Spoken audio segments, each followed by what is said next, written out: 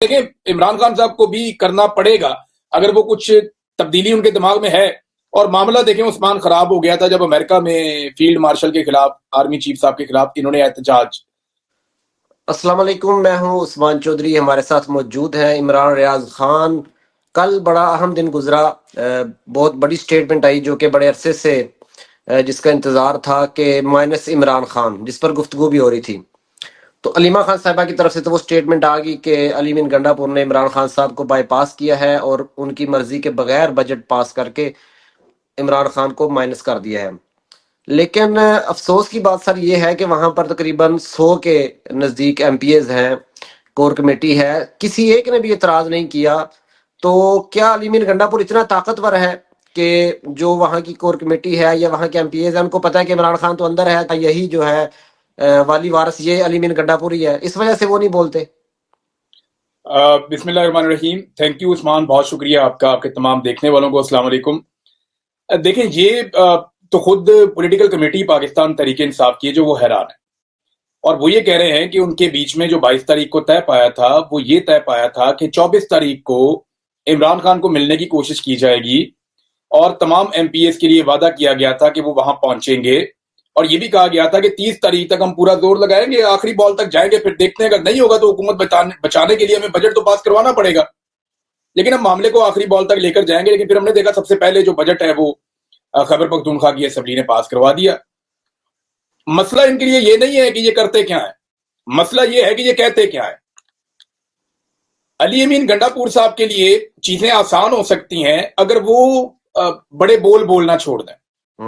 वो हर मर्तबा बोल कुछ और बोलते हैं और कर कुछ और देते हैं, तो उसकी वजह से उनको एक प्रॉब्लम होती है। और उनको जो डिफेंड करने वाले हैं उनके लिए भी प्रॉब्लम क्रिएट हो जाती है, खुद अली अमीन गंडापुर साहब के लिए भी मसला हो जाता है। तो उन्हें आइडिया है अली अमीन गंडापुर साहब को कि वो कितना कर सकते हैं और क्या कर सकते हैं। मेरे ख्याल में उन्हें इस बात का ख्याल रखना चाहिए कि वो उतना ही बोलें जितना वो करके दिखा सकें। अब एक्सपेक्टेशंस वो बहुत बढ़ा देते हैं, यानी पब्लिक की एक्सपेक्टेशंस बहुत बढ़ जाती हैं। जो वो कारकुन है उनकी सियासी जमात का, उसकी एक्सपेक्टेशंस बहुत बढ़ जाती हैं। तो ऐसे में लोग जो उम्मीदें लगाते हैं वो टूटती हैं, तो फिर लोग रिएक्ट करते हैं। अब अली अमीन गंडापुर इमरान खान साहब की चॉइस है। इमरान खान साहब ने ही फैसला करना है उनके मुस्तकबिल के बारे में। ये जमहूरियत है ना पाकिस्तान में, जो मर्जी कोई भी मुतालबा करता रहे। लोग मुतालबा कर रहे हैं तो उनका जमहूरी हक है कि वो कोई ये कहना चाहे तो कहे जी मुझे ये वजीर आला चाहिए या मुझे नहीं चाहिए। लेकिन इससे फर्क नहीं पड़ेगा ना, फर्क पड़ेगा जिस आदमी ने नॉमिनेट किया, जिसका वोट पड़ा हुआ है। लीडर तो इमरान खान है, उसके कहने से फर्क पड़ेगा। इमरान खान साहब इसी अली अमीन गंडापुर के साथ जो है वो कंटिन्यू करना चाहते हैं। अगर इमरान खान साहब गंडापुर साहब के साथ कंटिन्यू करना चाहते हैं तो फिर किसी और को क्या एतराज हो सकता है? कोई और तो एतराज नहीं कर सकता। और देखें, इमरान खान साहब को भी करना पड़ेगा अगर वो कुछ तब्दीली उनके दिमाग में है, तो वो भी प्रैक्टिकली पॉसिबल नहीं है। जेल में बैठे हुए एक आदमी के लिए आसान नहीं होता चीजों को आसानी से मैनेज करना। बाहर बैठे हुए एक इस किस्म का फैसला बहुत मुश्किल होता है, तो जेल में तो और ही बहुत मुश्किल हो जाता है। जब तक आप ये पूछ रहे थे मुझे कि बाकी सारे एमपीएस इन्होंने क्या किया, तो वो सॉरी, ये जो शाहिद खटक ने एक ट्वीट किया है, कहानी उसके अंदर है। और मैंने ये कल बता दिया था कि एमपीएस को ये बताया गया था कि हमारे पास सरप्लस सूबा है, पैसा हमारे पास बहुत ज्यादा है और ये पैसा बड़ी मेहनत से हमने इकट्ठा किया है। ये पैसा हमने स्कीमों में आप सबको देना और आपने खर्च करना है। अगर हमारी हुकूमत गिर जाती है, जिसके इम्कानात हैं अगर हम बजट पास नहीं करते, तो फिर उनको ये बताया गया एमपीएस को कि होगा ये कि जो निगरान सेटअप आएगा या कोई इमरजेंसी जो लगाई जाएगी, जो लोग आएंगे वो यही पैसा आपके सियासी मुखालिफिन को देके इस्तेमाल करवाएंगे और यही पैसा आपके खिलाफ इस्तेमाल हो जाएगा। तो इस किस्म की बातें की गई हैं। हल्के की सियासत शायद गालिब आई है, थोड़ा लोगों को मिसगाइड भी किया गया है और लोगों को यह बताया गया कि ये पॉलिटिकल कमेटी का फैसला हो गया मुशावरत के साथ। और इमरान खान ने क्योंकि ये पॉलिटिकल कमेटी बनाई इसलिए थी कि इसके अंदर मुशावरत की जाएगी, लिहाजा जनाब अब मुलाकात नहीं हुई तो मुशावरत हो गई, तो मुशावरत में ये आ गया और कुछ संजीदा कोशिश या एफर्ट मुलाकात के लिए की भी नहीं गई। ये मैं भी जानता हूं, ये आप भी जानते हैं। और मामला देखें, उस्मान खराब हो गया था जब अमेरिका में फील्ड मार्शल के खिलाफ, आर्मी चीफ साहब के खिलाफ इन्होंने एहतजाज को सपोर्ट किया था अली अमीन गंडापुर साहब ने। तो उस वक्त इनको पैगाम दे दिया गया था कि अब बजट पास करवाना है तो ठीक है, नहीं करते तो फिर तैयारी रखो, हम फारिग कर देंगे। और इसके ऊपर बड़ी सख्त ले दे भी हुई थी क्योंकि अली अमीन गंडापुर ने एक स्टेटमेंट जारी कर दिया था, आपको याद होगा। Thank you. बिल्कुल सर, आप चले इस पे तो डिटेल में बात होगी है।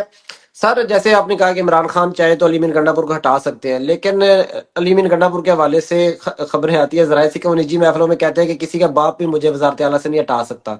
तो क्या इमरान खान को ये भी एक खदशा हो सकता है कि अगर मैं ऑर्डर दूं और अली मीर ना कर दे और अपना एक ब्लॉक बना ले, जो कि मेरे ख्याल से एमपीएज उससे डरते भी हैं, तो ये खदशा हो सकता है? और नहीं, डरना डरना क्या है यार, ऐसे नहीं होता। मैं जानता हूं कि किन तिलों में कितना तेल है, मुझे आइडिया है। ये इमरान खान जब अगर फैसला कर ले किसी वक्त, अव्वल तो उन्होंने कोई ऐसा फैसला किया नहीं। ये इमरान खान साहब का अपना फैसला होगा, कोई और कर भी नहीं सकता।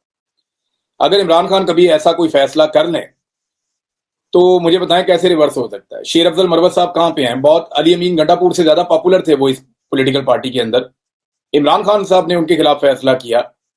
अब वो सही है गलत है उसके ऊपर अलग राय। शेर अफजल मरवत साहब समझते हैं उनके साथ ज्यादती हुई है, इमरान खान साहब समझते हैं कि शेर अफजल मरवत साहब ने ज्यादती की है, तो वो एक अलग कहानी है। लेकिन वो इररेलीवेंट हुए हैं ना, तो जितने लोग भी उनको कल तक सपोर्ट कर रहे थे या वो सारे कहां गए? तो ये परवेज खटक भी बहुत मजबूत थे इस पार्टी में, लेकिन और सर यहाँ अली पे अमीन एक छोटा गंडापुर सा से ज्यादा सवाल है कि मजबूत वो थे। इररेलीवेंट हो गए सोशली। अली मीर गंडापुर के पास इख्तियार है, ताकत है, कोर कमांडर भी उनके साथ उठते बैठते हैं। तो और दूसरी बात सर, सबसे बड़ी बात कि इमरान खान अगर अंदर से पैगाम भिजवाते हैं, वो पैगाम लेके अलीमा खान बाहर आएंगी, वो कहेगा मैं अलीमा खान की बात पे एतबार नहीं करता। तो ये भी सर एक बड़ा जरूर, क्योंकि देखिए पिछले मैं आपको दिनों। बता दूं, पॉलिटिकली इररेलीवेंट हो जाएंगे ना, जी जी। उसके बाद अली अमीन गंडापुर साहब के लिए छन्नी बहुत सख्त हो जाएगी, जी जी। पब्लिक ओपिनियन बहुत अजीब हो जाएगी। फिर ये एक एडमिनिस्ट्रेटिव ओहदे पे तो बैठे रहेंगे, हम्म। लेकिन पॉलिटिकली फारिग हो जाएंगे ना। अगर इमरान खान साहब ने कोई ऐसा फैसला किया, अब तो ये हम अगर करके बात कर रहे हैं, जी जी। इसके ग्राउंड रियलिटी से अभी इस वक्त तक कोई ताल्लुक नहीं है या ऐसी कोई बात हुई नहीं है। लेकिन अगर इमरान खान साहब सपोज, क्योंकि आपने सवाल किया, अगर ये फैसला कर लेते हैं और अली अमीन गंडापुर साहब इस पे इनकार करते हैं या उस पर ग्रुपबंदी करते हैं, तो याद रखिएगा जो जो इस ग्रुप के अंदर जाएगा, ये तो इमरान खान के बदतरीन मुखालिफ कहते हैं उनकी सियासत तबाह हो जाएगी, वो खत्म हो जाएंगे। खान के बदतरीन मुखालिफ कहते हैं उनकी सियासत तबाह हो जाएगी, वो खत्म हो जाएंगे। सर ये जो अभी मैंने पहले क्वेश्चन किया कि एमपीएस क्यों नहीं स्टेप ले रहे, स्टैंड ले रहे, तो उसमें ये खबरें आ रही हैं केपीके से कि अली मीर गंडापुर ने लोगों को बताया कि भाई जब तक 2027 तक जब तक फील्ड मार्शल साहब हैं तो इमरान खान के बाहर आने का कोई चांस नहीं है, इसलिए तुम्हारा मुस्तकबिल अब मेरे साथ ही है, तो आपने मेरे साथ ही रहना है। तो इन्होंने तो ये सोच लिया हुआ, तो ये फिर कैसे तहरीक कैसे चलाएंगे? और केपीके से जो लोगों की उम्मीदें हैं कि जी केपीके में हुकूमत रहनी चाहिए, अगर कश्तियां नहीं जलाएंगे तो कैसे इमरान खान के खिलाफ, इमरान खान के हक में तहरीक चला सकते हैं?